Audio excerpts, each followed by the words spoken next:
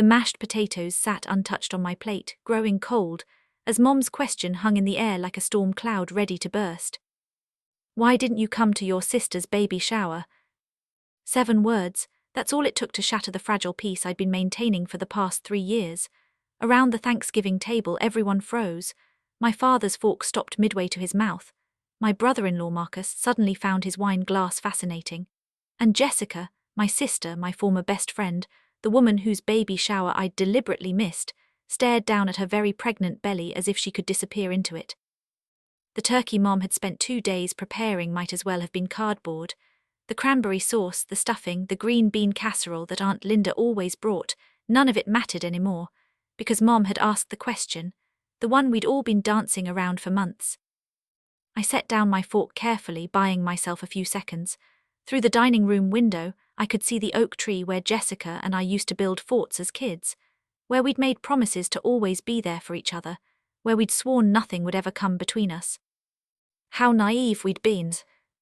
"Mom," I started, my voice steadier than I felt, "I don't think this is the time." "It's never the time with you, Claire." Mom's disappointment cut deeper than anger ever could. "Your sister is about to have her first baby. Her only sister couldn't be bothered to show up to celebrate with her." "That's not fair," I said quietly. "Fair," Jessica's voice cracked as she finally looked up at me. Her eyes were red-rimmed, though whether from pregnancy hormones or actual emotion, I couldn't tell anymore. "You want to talk about fair?" The baby kicked. I could see the movement beneath her dress from across the table. In 2 months I was supposed to become an aunt. 2 months and I hadn't bought a single gift, hadn't asked about nursery colors or debated baby names over coffee like sisters should, hadn't been there for any of it. Because 3 years ago, Jessica took something from me that could never be returned. Part 2, Before the Fall. To understand why I missed that baby shower, you need to understand what we were before everything fell apart. Jessica and I weren't just sisters, we were best friends. Only 18 months apart, people often mistook us for twins growing up. She had Mom's auburn hair and easy laugh. I had Dad's dark curls and serious eyes. But our hearts, those had always beat in sync. Until they didn't. We'd shared everything: clothes, secrets, dreams. When I had my first heartbreak at 16, Jessica stayed up all night with me, feeding me ice cream and terrible rom-coms. When she bombed her SATs, I helped her study for the retake every single day for 2 months. We went to different colleges but talked every day. We were each other's emergency contacts, each other's first calls with good news or bad. I was supposed to be her maid of honor when she married Marcus. She was supposed to be mine when I married Andrew. Andrew. God, even thinking his name after all this time made my chest tight. We met in graduate school. I was pursuing my master's in architecture. He was finishing his PhD in environmental engineering. It was one of those perfect movie-worthy meetings. I dropped all my blueprints in the campus coffee shop, and he'd helped me gather them up. He'd looked at my designs with genuine interest, asked intelligent questions, and before I knew it, we were talking for 3 hours about sustainable building design and our shared love of old noir films. Our first date was a walking tour of the city's historic buildings. Our second was a double feature at the Classic Cinema. Our third lasted an entire weekend. We drove to the coast and barely left the beach. I'd never believed in soulmates before Andrew. The concept seemed too fairy-tale, too unrealistic, but with him everything just fit. He understood my ambition without feeling threatened by it. I appreciated his quiet intensity without trying to change it. We challenged each other, supported each other, made each other laugh until our sides hurt.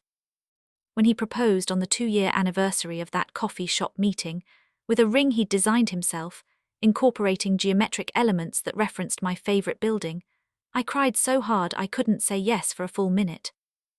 Jessica was the first person I called. She screamed so loud I had to hold the phone away from my ear. Within an hour, she'd driven across the city to my apartment, already pulling up Pinterest boards for wedding ideas. "I'm going to throw you the most amazing engagement party," she'd promised, hugging me so tight I could barely breathe. "And the bachelorette party, Claire, we're going to make it legendary." I remember laughing, feeling so full of joy I thought I might float away. "You're going to be my maid of honor, right?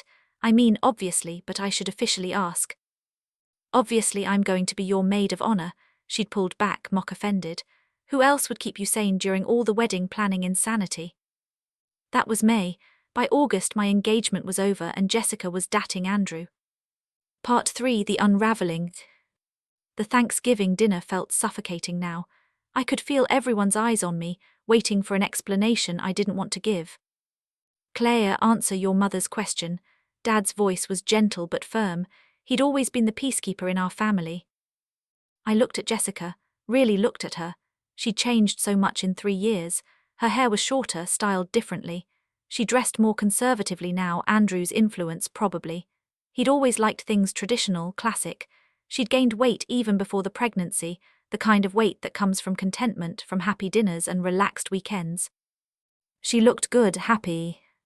It made everything worse. "The truth," I heard myself say. "You really want the truth right now." "Claire," Jessica started, her hand moving protectively to her belly. "No, it's fine," Mom asked. I pushed back from the table, needing space, needing air. "I didn't come to your baby shower because I couldn't stand there, watching you celebrate starting a family with him, pretending that everything is normal, pretending that you didn't betray me in the worst possible way." "It's been 3 years," Mom said, her voice rising. 3 years, Claire. When are you going to let this go?" "Let it go," I laughed, but there was no humor in it. "You say that like she borrowed my favorite sweater without asking. She married my fiancé, Mom. She married the man I was supposed to marry." "You broke up with him," Jessica's voice cracked. "You ended the engagement." "Because he was in love with you." The words exploded out of me, 3 years of pain and anger and betrayal finally breaking free. "Because 2 months before our wedding, I caught him looking at you the way he used to look at me." The silence that followed was deafening. Marcus cleared his throat awkwardly. "Maybe I should." "No," Jessica said firmly. "No, stay, this is happening apparently. Fine, let's do this." She turned to me, and for the first time in years I saw real emotion in her eyes. "You want to talk about that night? Let's talk about it." Part 4: The Night Everything Changed. It was a Friday in late July, oppressively hot even after sunset. Andrew and I had been engaged for 2 months, and the wedding planning was in full swing. We'd settled on an October date, October 15th to be exact. The venue was booked. I'd found my dress. The invitations were being designed. I was at the florist that evening, finalizing our flower arrangements. White peonies and dusty rose, romantic but not overdone. Andrew was supposed to meet me there, but he'd texted saying he was running late. Work crisis. It happened. I told him not to worry and that I'd see him at home. Home, our home. We'd moved in together 6 months earlier into a beautiful loft apartment with huge windows and exposed brick. I'd been slowly making it ours, our books mingling on the shelves, our coffee mugs in the cabinet, our life taking shape in every corner. I finished with the florist around 8 and decided to surprise Andrew with his favorite Thai takeout. He'd sounded stressed in his text, and I thought dinner and a quiet evening might help. I stopped at the restaurant, ordered all his favorites, and drove home with that warm feeling you get when you're about to do something nice for someone you love. The apartment was dark when I got there, which was odd. Andrew's car was in the garage. I'd parked next to it. Maybe he was taking a nap. He'd been working so hard on his dissertation revisions. I let myself in quietly, setting the takeout on the kitchen counter. That's when I heard the voices. Low, coming from the living room. I started to call out but stopped when I realized one of the voices was Jessica's. Nothing unusual about that. Jessica dropped by all the time. She and Andrew had become friends through me, and it made me happy that 2 of the most important people in my life got along so well. But something in the tone of their voices made me pause. I moved toward the living room and stopped in the doorway. They were on the couch but not close, appropriate distance between them. Jessica was crying. Andrew was handing her tissues. A normal scene, a friend comforting another friend. Except for the way he looked at her. I'd seen Andrew look at me that way 1,000 times. That particular expression of tenderness mixed with concern, like the person you're looking at is the most precious thing in the world. That look that says you would do anything to make their pain go away. He was looking at my sister like he was in love with her. "Can't keep doing this," Jessica was saying through her tears. "It's killing me, Andrew." "I know," his voice was so gentle. "I know, I'm sorry. You're getting married in 3 months. I know. To my sister. I know." There was a long pause, then Jessica said, "Do you love her?" I held my breath. Part of me wanted to run, to leave before I heard the answer. But I was frozen, trapped in that doorway, my whole future hanging on whatever Andrew said next. Of course I love her, he said, but there was something in his voice, a hesitation, a but that he didn't speak aloud. But, Jessica pressed. Andrew ran his hands through his hair. He always did that when he was stressed. But I can't stop thinking about you, I can't stop wanting. He cut himself off. This is wrong, we shouldn't even be having this conversation. Then why are we? Jessica's voice was barely a whisper. Because you called me, because you said you needed to talk. Because every time I try to do the right thing, to focus on Claire and the wedding and the life we're building, you're there. In my head, in my heart. I must have made a sound, a gasp, a sob, something, because they both turned to look at me. The takeout bag slipped from my hands, crashing to the floor. Pad thai and spring rolls splattered across the hardwood. Claire, Andrew stood up so fast he knocked over the coffee table. This isn't, we weren't. How long? My voice sounded distant, like it was coming from underwater.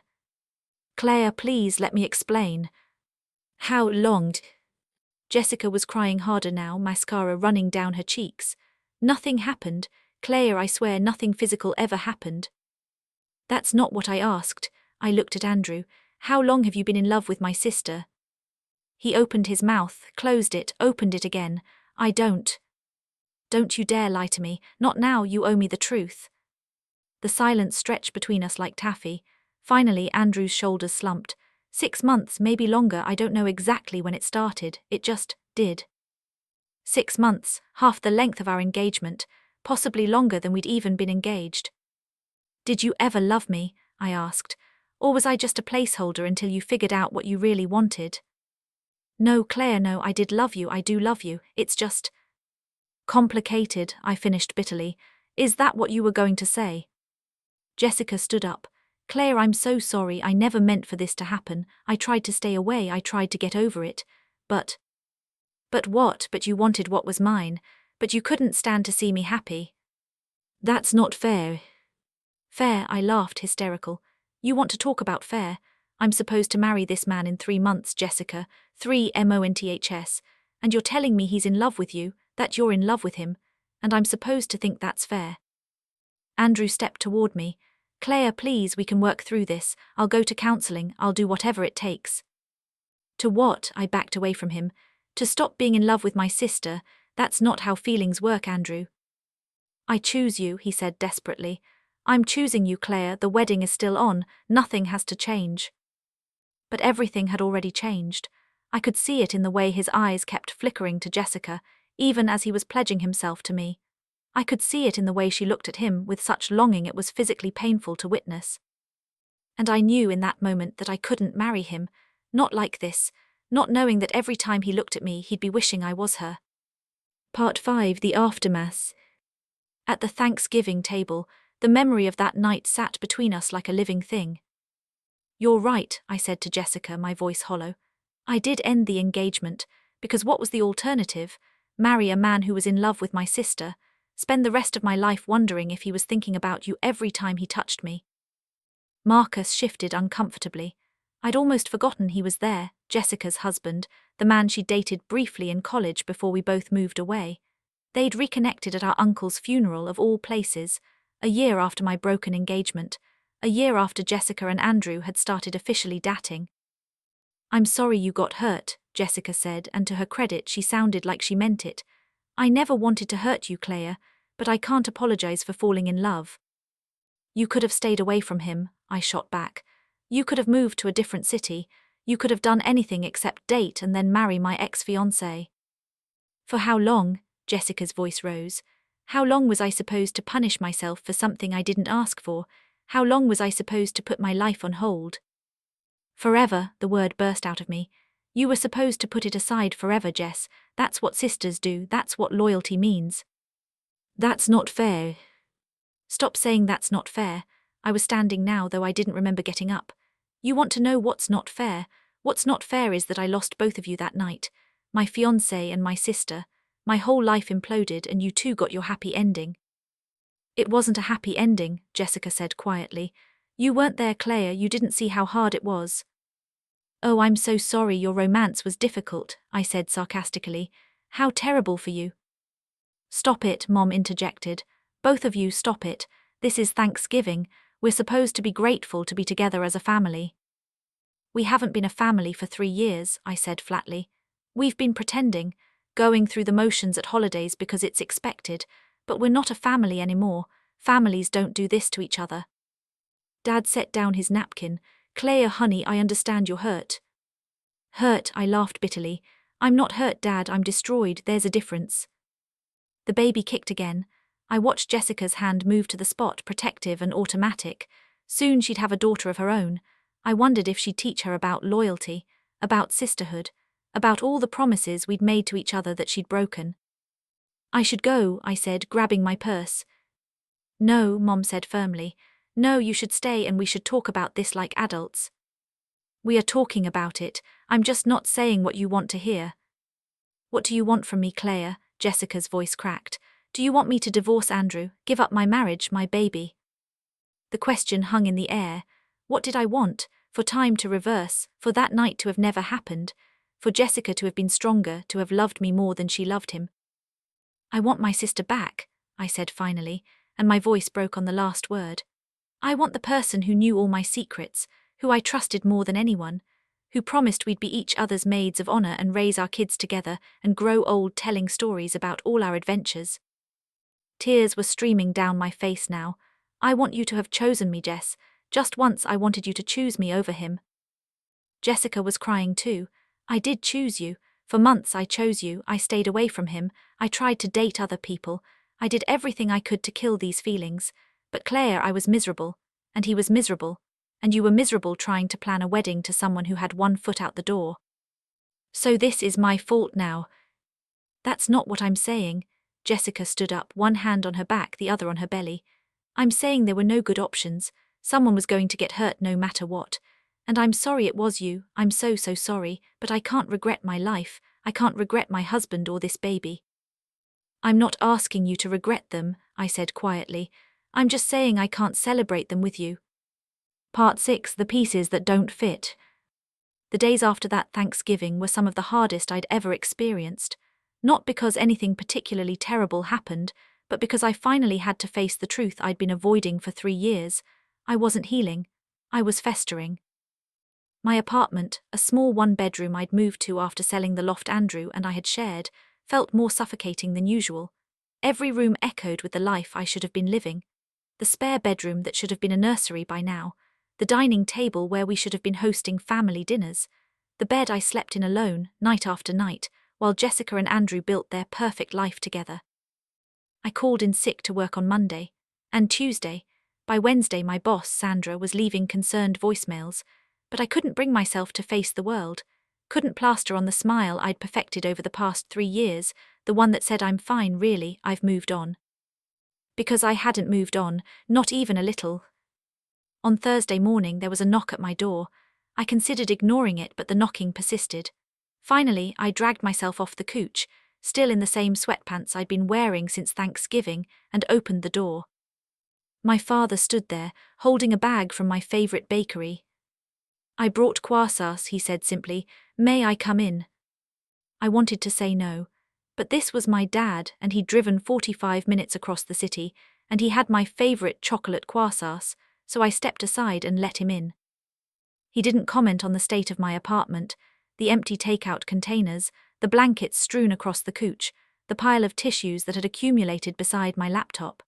He just walked to the kitchen, put the croissants on plates, made us both coffee exactly the way we liked it, and brought everything to the coffee table. We ate in silence for a few minutes. Finally, Dad said, "You know, when your mother and I got married, my brother was in love with her too." I nearly choked on my croissant. What? Uncle Mike, Dad said calmly. He met your mother first, actually, at a Christmas party. They dated for about 2 months before she met me at Mike's birthday party. I'd known Mom and Uncle Mike had dated briefly, but I'd always thought it was before she met Dad, not concurrent. What happened? Your mother realized she'd rather be with me, Dad said with a slight smile. It devastated Mike. We didn't speak for almost 2 years, missed each other's weddings, missed birthdays, holidays, everything. But you're close now, I said. Uncle Mike was at almost every family gathering. He was the one who still sent me inappropriate birthday cards and always knew when I needed a pep talk. We are, but it took time. And it took Mike falling in love with someone else, your Aunt Linda. Once he had his own happiness, he could let go of the hurt. I saw where this was going. This is different, Dad. Jessica didn't just date my boyfriend. She married my fiancé. That's not the same thing. You're right, Dad agreed. It's not the same. What happened to you was worse, much worse, and you have every right to be angry. The validation shocked me. For 3 years, everyone had been telling me to move on, to forgive, to let it go. No one had simply acknowledged that what happened was genuinely terrible. But Claire, Dad continued gently, anger is like a poison. It hurts you more than anyone else. And right now, watching you, I'm worried that you're letting this destroy you. I'm fine, I said automatically. You're not fine. You've been calling in sick to a job you used to love. You're not dating. According to your mother, you haven't seen your friends in months. You're living in the past, honey. And the past can't be changed. So I'm just supposed to forget about it, pretend everything is okay. No, Dad said firmly. You're supposed to grieve, really, truly grieve what you lost, and then you're supposed to start building a new life. I have a new life. Do you? He gestured around the apartment. Because from where I'm sitting, you've just pressed pause. You're existing, not living. The words hit harder than they should have, maybe because they were true. I don't know how to move forward, I admitted, my voice small. Every time I try, I see them together and it all comes rushing back. Then maybe you need to stop seeing them, Dad said. Not forever, but for now, give yourself permission to take a real break from Jessica and Andrew. No holidays, no family gatherings, no forced interactions, just space to heal. Mom would never allow that.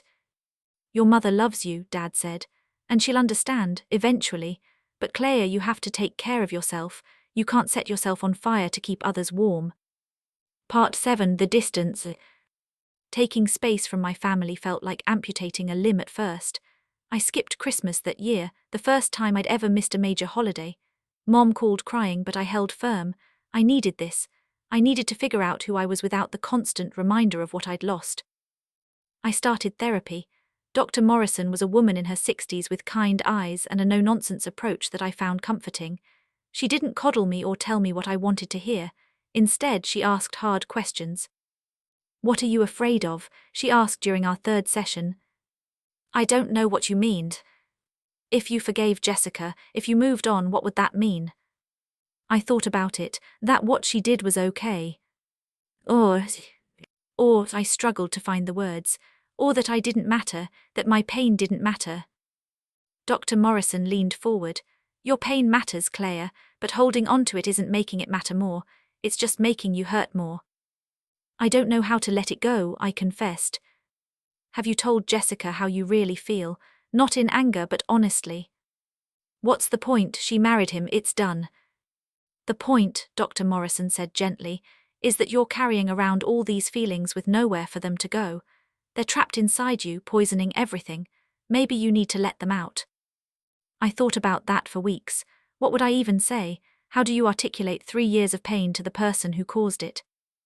But slowly I started to write, not to send, just to process. Pages and pages of everything I'd never said. How betrayed I felt, how angry, how sad, how lost. How their happiness felt like acid on my skin. How I kept wondering what I'd done wrong, what I could have done differently. Writing it down didn't make it hurt less, but it did make it clearer. And clarity, I was learning, was its own kind of gift.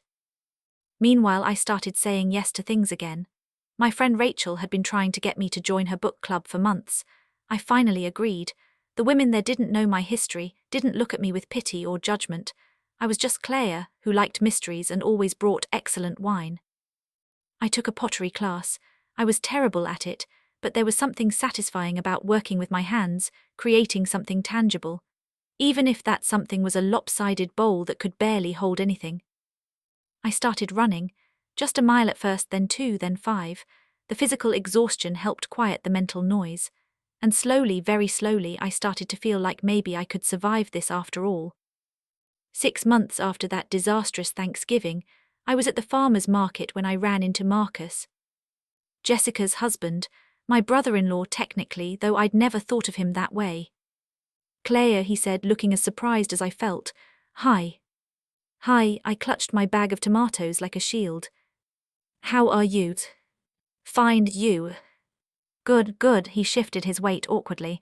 Jessica's due in 2 weeks. I know, Mom had been sending updates, even though I'd asked her not to. Congratulations. Thanks, he hesitated. She misses you, you know, she cries about it sometimes. I didn't know what to say to that. Part of me felt vindicated, good, she should cry, but mostly I just felt tired. She made her choice, I said finally. She did, Marcus agreed, but I don't think she realized how much it would cost her. What do you mean? Marcus glanced around, then said quietly, Can we grab coffee, just for a few minutes? Every instinct told me to say no, but curiosity won out. Okay, but just coffee. We found a quiet cafe and sat in the back corner. Marcus ordered black coffee. I got a latte. We sat in awkward silence until the drinks arrived. I'm not here to defend what Jessica did, Marcus said finally. What happened between her and Andrew while you two were engaged? That was wrong, I've told her that. Then why are you here? Because I want you to understand something. He wrapped his hands around his mug. I knew Jessica when she first started dating Andrew, after your engagement ended, and Claire, she was a mess, genuinely destroyed by guilt. And yet she still dated him. She did, but not because she didn't care about you. She dated him because she'd already lost you, and at that point she figured she might as well not lose him too. That's not... I know it's twisted logic, but try to understand where she was coming from. In her mind, the damage was already done. You'd already cut her out of your life. Staying away from Andrew wouldn't change that. It would just mean she'd lost both of you for nothing. I stirred my latte, watching the foam swirl. You're making it sound logical. It's not logical. Love rarely is, Marcus said. Look, I'm not asking you to forgive her. I'm not even asking you to understand. I just thought you should know that she's suffered too. Different than you maybe, but real. She got everything I was supposed to have, I said flatly. The husband, the house, the baby on the way. How is that suffering? Because none of it tastes as sweet as it should when it cost her you. Marcus met my eyes. Jessica wanted both. She wanted Andrew and she wanted you. And she had to choose. And she chose Andrew, but losing you. Claire, I don't think she ever really processed how much that would hurt. Why are you telling me this? Because in 2 weeks she's going to have a baby, and she's terrified, and she keeps saying she wishes you were there, that you'd know what to say to make her feel better. He paused. I know it's not fair to you, I know you don't owe her anything, but I thought you should know. After Marcus left, I sat in that cafe for another hour thinking. Part 8, the birth. The call came at 2:47 a.m. on a Tuesday. I'd been awake anyway, unable to sleep, thinking about the conversation with Marcus. 2 weeks had passed, and I still didn't know what to do with the information he'd given me. My phone lit up with Mom's number. I almost didn't answer, but something made me pick up. Claire, Mom's voice was tight with stress. Jessica's in labor. There are complications. They might need to do an emergency C-section. My stomach dropped. What kind of complications? The baby's heart rate keeps dropping. They're monitoring her, but... Mom's voice cracked. Can you come, please? She's asking for you.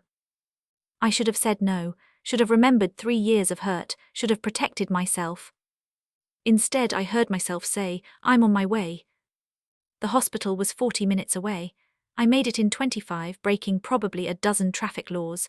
I found Mom and Dad in the surgical waiting area. Dad looked exhausted. Mom looked like she'd aged 10 years in the past few hours. Where's Marcus? I asked. With Jessica, they're prepping her for surgery now. Mom grabbed my hand. Thank you for coming.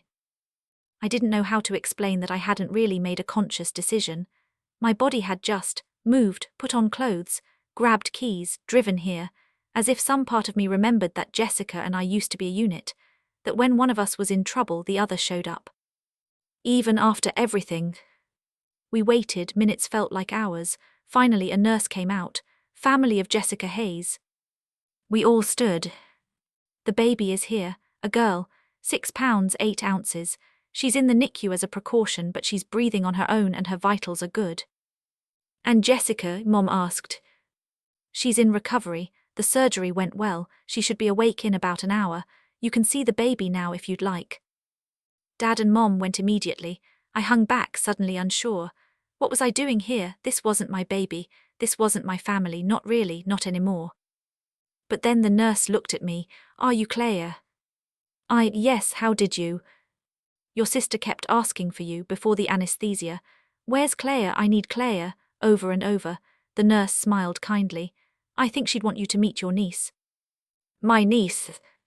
The word hit me like a physical blow. In all the anger and hurt, I'd never really thought about the baby as a person. She'd been an abstract concept, a symbol of everything I'd lost. But now she was real, born here. I followed the nurse to the NICU. Through the glass I could see her, so tiny, dark hair like mine. She was in an incubator, but the nurse said that was just standard procedure for surgical deliveries. Want to go in? The nurse asked. I nodded, not trusting my voice. She led me through the doors, showed me how to sanitize my hands, and brought me to the incubator. Up close, the baby was even more beautiful, perfect little fingers, a tiny nose. Her eyes were closed, but her chest rose and fell with steady breaths. Would you like to hold her? The nurse asked. I can. Of course, she's stable, and I think she'd like it. The nurse lifted her carefully, showing me how to support her head, and then placed her in my arms. She was so light, so fragile, and as I held her, something inside me cracked open. This baby hadn't done anything wrong. She hadn't betrayed anyone or broken any promises. She was just a brand new human, beginning her life, unaware of all the complicated adult drama that surrounded her existence. Hi, I whispered to her. Hi, little one, I'm your Aunt Claire. Her eyes fluttered open, dark blue, unfocused. She yawned, a tiny perfect yawn, and something in my chest that had been frozen for 3 years began to thaw. I sat there for a long time, holding her, letting myself feel everything I'd been running from. The loss, the anger, the grief, but also something new, a fragile, tentative hope. When I finally left the NICU, I found Marcus in the hallway, still in scrubs, looking shell-shocked. She's beautiful, I said. He looked up, surprised to see me. You came. Yeah, I came. Jessica's awake.